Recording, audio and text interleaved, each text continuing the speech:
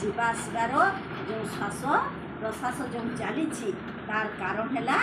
भितरे कार्य होउछि carbon dioxide gas उत्पन्न होउछि सेतिपई आमे बाहरु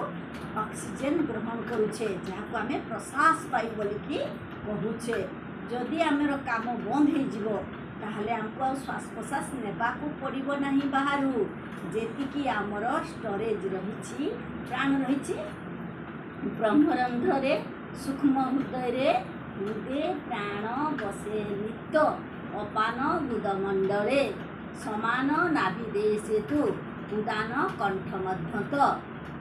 व्यान व्यापी शरीरेषु प्रधान पंचवायवा ये प्रधान पांचटा वायु हाँ हृदय प्राण बसे नित्य हृदय रे प्राण सब बड़े बास करुछंती के हृदय ये हृदय नुहे ये स्थूल हृदय।